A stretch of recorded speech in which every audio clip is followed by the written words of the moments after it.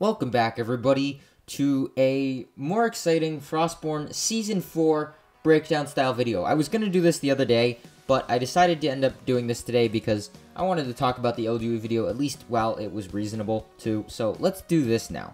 I'm very curious what Frostborn Season 4 has. Now, I saw a couple of the teasers, but I honestly haven't looked too far into it, so I am very interested to see what it's about.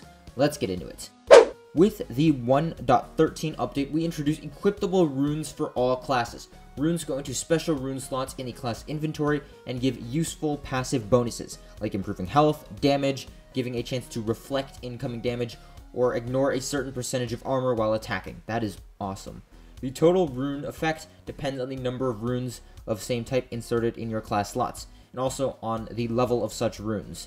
It's simple. The higher numbers in general, the greater bonuses you'll get. And you'll want to develop your district in Newheim, which unlocks more slots to use. Okay, so they're giving districts more of a purpose now. Maybe I should do another district video. Basically, what they say in the next paragraph, it's a lot of words, but you can go trade for runes with this dwarf, or you can find them in chests or at the sanctum, and you can basically use these to create and trade, and eventually you'll get a blueprint, which will allow you to create a rune to get shards yourself. You can merge two of the same in order to get a higher level, which is how you start to improve your runes. The current level is 3, but they do say that they intend to increase that level in the next update. Then they have the season part, the temporary part, the part that I know a lot of people complain about. Dwarfs bring the rune shards to them and receive season points, but don't forget that the Giant's Forest is a PvP location, so don't forget that people will be waiting to fight you once you bring your runes. That'll be interesting. Very interesting. I wonder if that's actually going to be the new PvP zone. The Grand Seasonal Reward is a new class. It has new medium armor and is balanced in PvP. When attacking with flasks, the alchemist slows the target. It is a master of the long throw, and it may enter a state of range when attacks are thrown. Anytime the alchemist removes the slowdown effects from flasks, it applies on the current target to heal himself and increases movement speed. This ability is perfect for a quick getaway. If you miss the season, don't worry, you can unlock it in the usual way by completing quests after the season ends. Among other interesting seasonal rewards, take note of a new armor set and 2 staves that match equally.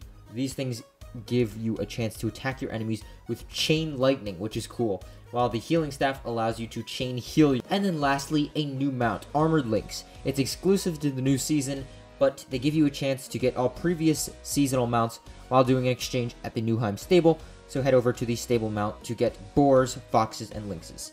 And then they do a couple of balance changes. I guess that's kind of cool too. I'll throw them up on the screen, what they talk about. Overall, I think Frostborn is really starting to establish what it means to be a Frostborn season.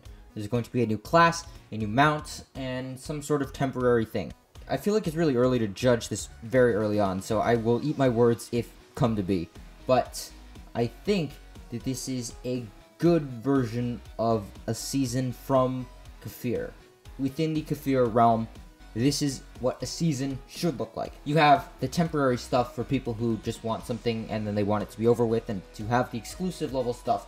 Although they're starting to bring back some of the mounts, but they say at least that it will be hard to get.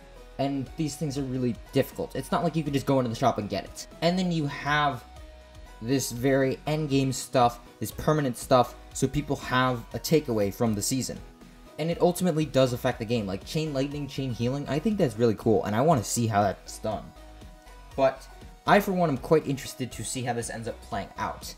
Honestly, Frostborn is always a very interesting game. It almost seems like LGW at times, but somehow always seems to manage to take a step above it in some ways, but a step below it in some others.